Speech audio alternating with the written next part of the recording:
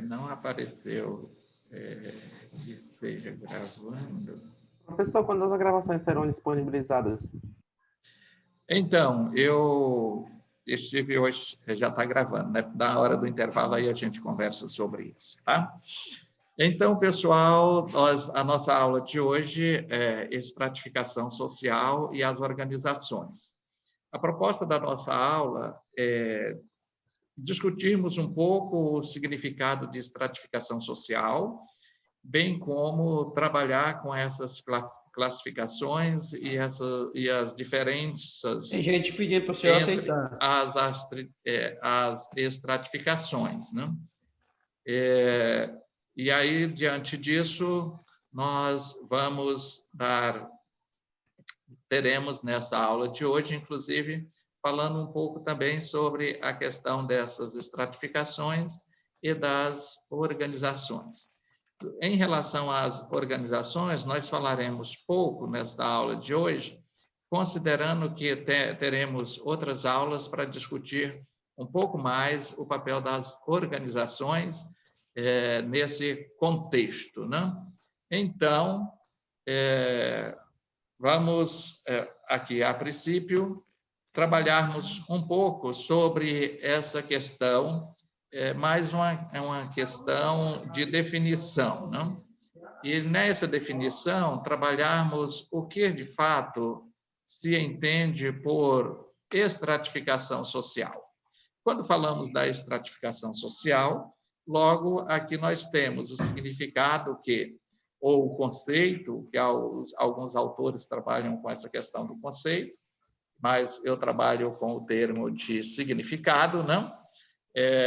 Mas coloquei aqui de acordo com os autores, né? O conceito de estratificação social está relacionado à divisão, sim, a divisão por estratos ou pedaço ou ainda partes, né? Então, quando se fala relacionado a essa questão da estratificação, está se falando aí da divisão entre grupos sociais ou camadas sociais, tem também o significado que é um pedaço ou uma parte da sociedade, e isso é o que traz como sendo significado de estratificação social. Então, nós vamos prosseguir para entender um pouco melhor, de fato, o que seja essa estratificação social, não? Aqui ainda se fala que a estratificação social, a expressão de estratificação social, ela é utilizada para referir, ou seja, referir ao processo pelo qual os indivíduos, as famílias, os grupos sociais são hierarquizados em uma escala superior e outra em uma escala inferior. Assim, nós temos em determinados países, dependendo as relações sociais que se estabelecem, as estruturas e as conjunturas da sociedade, a estrutura e conjuntura da sociedade, melhor dizendo, que vão definindo essa estratificação social ou aquilo que nós aprendemos, as camadas sociais existentes na sociedade, né? E aí, prosseguindo, a estratificação social. Temos aqui que as estratificações sociais, elas, portanto, são o resultado desse processo, e é um processo de aprimoramento daquilo que é considerado excedentes de produção por grupos sociais, né? Ou então, tal coisa, você excede aquilo que é produzido na minha classe, no meu status social. Então, você excedeu, não cabe aqui nessa camada da sociedade, por algumas classificações que são feitas, né? Que veremos essas classificações um pouco mais adiante, quando se fala como se formam essa estratificação ou esses grupos e essas camadas dentro da estratificação social. E aí a gente vê que as formas de estratificação social elas variam ao longo da história, porque, diante do percurso histórico, as relações sociais vão sofrendo alterações, as pessoas vão também tendo maneiras diferentes de agir, de pensar de acordo com a sua visão de mundo, e isso faz com que as pessoas, elas, inclusive, batalhem para mudar o seu status social. Mudar o status social é sair de uma determinada camada da sociedade, ascender a uma outra camada ou uma outra classe, né? Isso é estratificação social. Daí, portanto, nós temos aqui os agentes da estratificação social. Como vamos entender esses agentes da estratificação social? Temos aqui os principais agentes que contribuem para a manutenção da estratificação social. E quais são esses agentes? A propriedade. Então, diante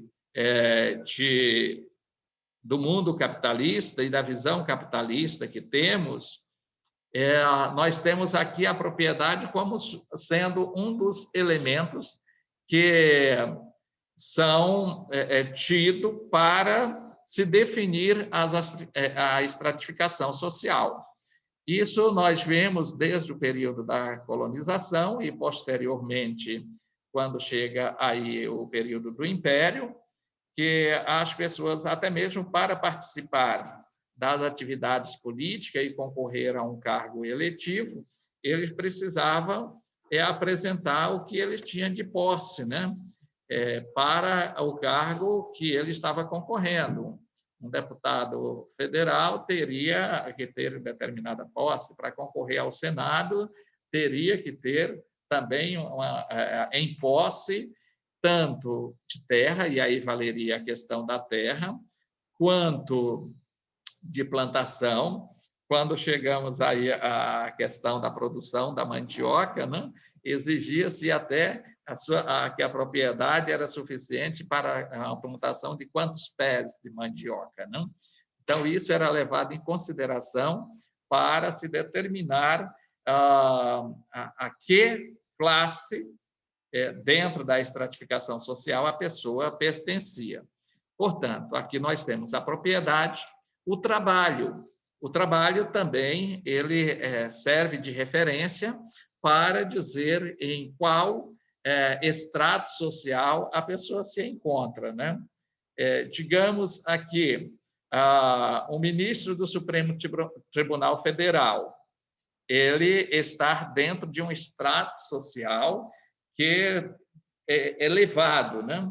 E aí nós vamos comparar a pessoa que trabalha em uma função, não menosprezando, mas eu estou aqui fazendo comparação só para a gente entender melhor essa questão do trabalho como sendo esses principais agentes que, para a identificação do estrato social, digamos, o gari, né? Então, você pega o ministro do Supremo e pega um gari, você vê claramente que o trabalho ali vai determinar a identificação do estrato social. Enquanto o ministro do Supremo está no topo da pirâmide da estratificação social, o gari vai estar cá na base da pirâmide, né? E aí você vai fazendo essas comparações e essas análises de acordo com a função que as pessoas exercem e vai identificando. Esses são os critérios que são utilizados para a identificação dessa estratificação social. Uma outra questão também que leva em consideração é a questão da religião, né? Dentro da estratificação social, a religião também tem um papel fundamental dentro desse contexto para definir essa questão, digamos que nos estados ou nos países teocráticos, né?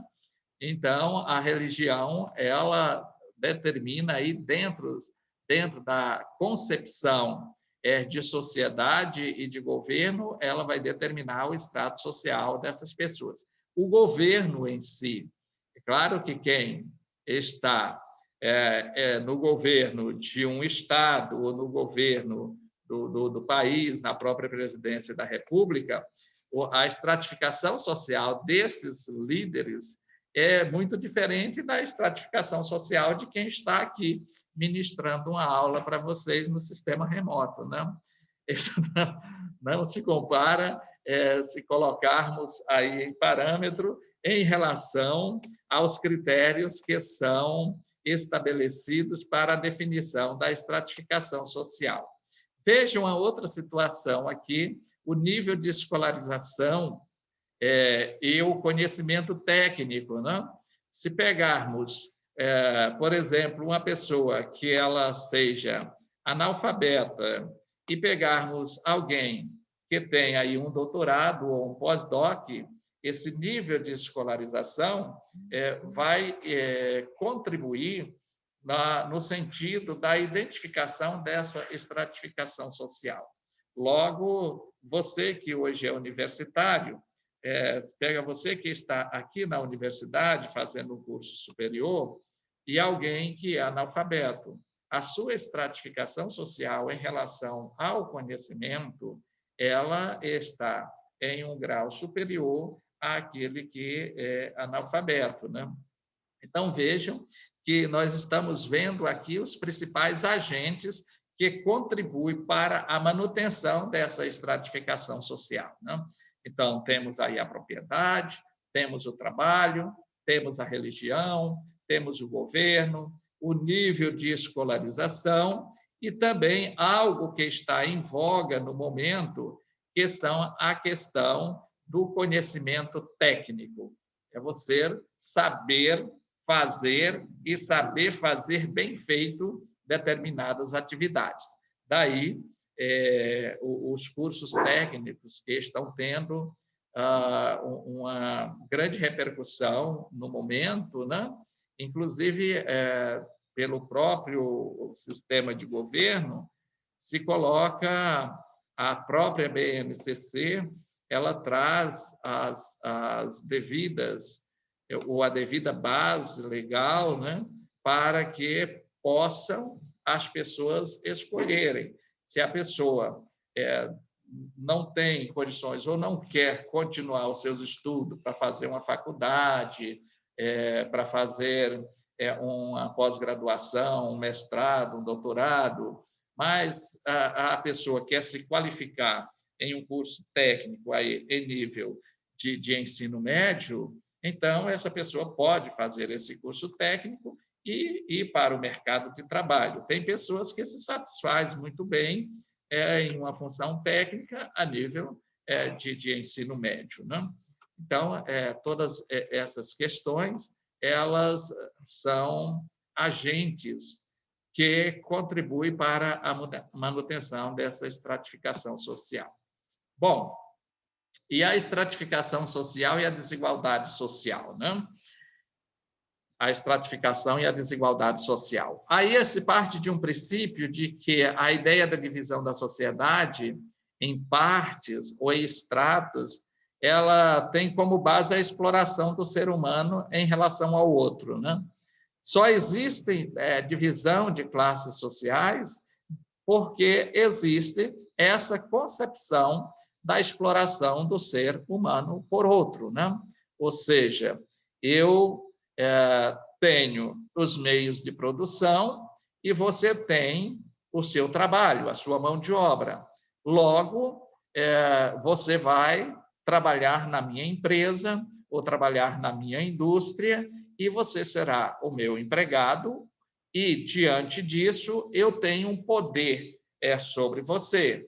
E esse poder inclusive, de dizer, e aí poderíamos trabalhar com Marx, né, nesse sentido, de eu dizer quanto eu posso pagar pelo seu trabalho e, diante desse pagamento, qual é a carga horária que você tem que cumprir dentro da minha empresa. A carga horária mensal ou a carga horária semanal que você terá que cumprir. E é claro que essa carga horária ela é estabelecida partindo de um princípio de que o meu trabalho vai produzir lucros para o dono da empresa, né? Ou seja, a divisão de tarefas muitas vezes se dá pela formação dos indivíduos. Veja que aqui se tem aquele parâmetro que falamos anteriormente, que é o grau de instrução, a escolaridade ou a escolarização, ela interfere aqui nesse contexto da estratificação social. Se eu tenho uma empresa onde existe determinadas funções que se coloca que para exercer aquela profissão ou aquela função é alguém que tenha um doutorado, alguém que tenha um mestrado, ou alguém que tenha uma graduação específica naquela área, então, aí nós temos uma estratificação dentro das empresas, né?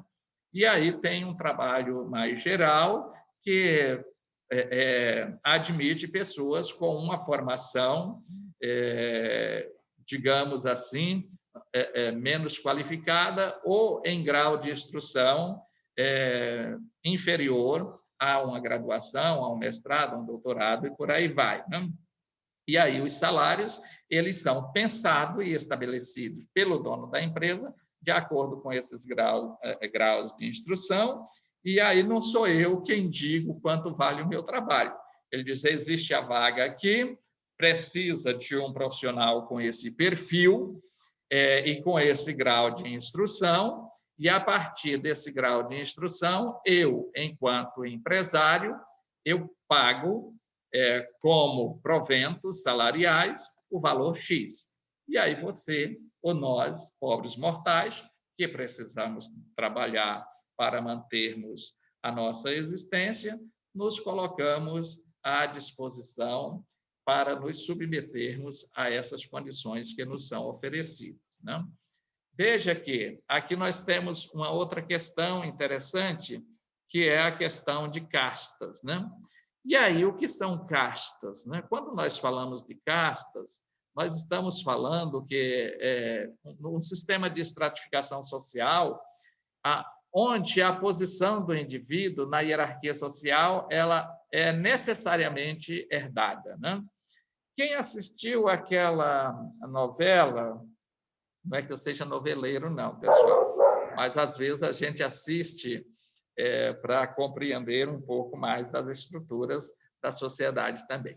Aquela novela O Caminho das Índias, né? Então, ali aparece bem claro essa questão da hierarquia, né? E dessa posição social como sendo algo herdado. Quem era um Dalit, ele era Dalit, se seus pais eram Dalits, eles seriam Dalits também, os filhos. Quem pertencia à classe alta dos Brahmanes, ele continua, a sua geração, os seus filhos, eram, consequentemente, pertencentes à classe ou à casta dos Brahmanes. Dentro de um sistema de castas, praticamente inexistente a questão de uma ascendência de uma classe social para outra. Se você nasceu como Dalit, você vai crescer, vai viver, vai casar com alguém que é Dalit também e vai ter, inclusive, a própria legislação, até a legislação desses países que tem o sistema de casta, é uma legislação diferente, porque a legislação é de acordo com a casta. Então, vai dizer que, para os brahmanes, determinado poder, eu estou pegando aqui a Índia como exemplo, determinadas atividades e determinados julgamentos, se for um brahman, tem um peso, a justiça tem um olhar. Mas, se for um Dalit, a justiça terá um outro olhar, né? Então, veja que há, inclusive, a legislação que acompanha e traz as definições e as ações de acordo com o estado social que a pessoa pertence. Veja que é um sistema fechado, esse sistema fechado que não permite, portanto, aí a mobilidade social. E se não permite a mobilidade social, significa dizer que se eu nasci um Dalit, eu vou viver como Dalit, vou casar-me com alguém que pertence ao mesmo estrato social, que é Dalit também, e vou morrer como Dalit, e sendo governado pelos Brahmanes, que é a classe superior, né? Bom, compreendendo essa parte, vamos aqui falar dessa questão de estamentos. E o que seria o estamento, professor? Quando nós falamos em estamento, nós estamos falando que ele constitui uma forma de estratificação social, com camadas mais fechadas do que as classes sociais. No entanto, elas são mais abertas do que as castas, né? Ou seja, possui uma certa mobilidade social que no sistema de casta não é permitido, né? Veja que é um tipo de estratificação ainda presente em algumas sociedades, né? E aí quando a gente trabalha aqui sobre essa questão, nós verificamos aqui que é uma forma que constitui essa estratificação social, mas já com uma certa mobilidade, que já permite que eu enquanto cidadão, possa ter uma origem em uma camada social inferior. No entanto, pelo meu trabalho, o meu destaque no grupo que eu faço parte, ou até mesmo a serviço da classe superior, eu posso conquistar um espaço e passar a pertencer a uma outra camada da sociedade, tá? Então, e aí a gente observa que existem ainda essas questões em alguns países que têm essa parte de sociedade estamental, né? E aí, quando falamos do estamento, como significado, nós temos que é o extrato social semelhante a castas, né? Ou seja, ele assemelha, porque a mobilidade social ela é quase que inexistente, no entanto, ela já ocorre aqui no sistema estamental, né? Porém, bem ritualizado e mais permissivo, ou seja, existe todo um ritual para que as pessoas possam passar de uma, aí vamos utilizar o termo, de uma camada social para a outra, né? Vejam que aqui no estamento, ele se caracteriza pela questão da honra, né? Vocês já viram que determinado, inclusive na polícia existe muito isso, a condecoração e até mesmo a promoção em razão da honra ou em razão da bravura, né? Então, veja que leva-se em consideração, dentro dessa questão das sociedades estamentais, essa questão da honra também, né? Observe que é própria, a honra que é própria a cada um, o que determina a especialização da maneira de viver e mesmo das atividades peculiares aos indivíduos, né? Então, é aquilo que estávamos falando, que a forma, eu pertenço aqui a uma camada social, mas eu tenho um destaque nas minhas ações, nas minhas atividades, no trabalho que eu desenvolvo. Então, alguém diz agora, por tudo isso que você tem de competência, você vai pertencer agora a esta outra camada social. Então, isso são elementos que faz jus à estratificação social. As características dos estamentos, né? Tem aqui o prestígio, tem maior peso que a riqueza. Não é tanto o que eu possuo, mas o meu prestígio, o meu bom nome, né? E aí, daí, com base nessas informações e nessa prática social das sociedades estamentais, cria-se, inclusive, aquele velho adágio popular, que mais vale o bom nome do que as muitas riquezas, né? Então, a pessoa tem um bom nome. Quando fala, olha, esta pessoa é filho, ou é parente, ou é sobrinho do fulano de tal, né? Aí diz, opa, então, há de se respeitar, porque é uma boa pessoa dado a postura que o seu fulano de tal tem, essa postura exige que a sua descendência e os seus familiares sejam respeitados. Então, nesse sistema aqui de estamento, a honra ela pesa mais do que os bens materiais que a pessoa possui, né? O prestígio a quem não é nobre, ou seja, não é nobre, mas tem esse bom nome. Enquanto que o nobre, mesmo sem riqueza, não perde seu prestígio recebido por herança, né? O nobre pode ser pobre, né? Mas recebeu aquele título de nobreza, continua sendo nobre mesmo pobre, né?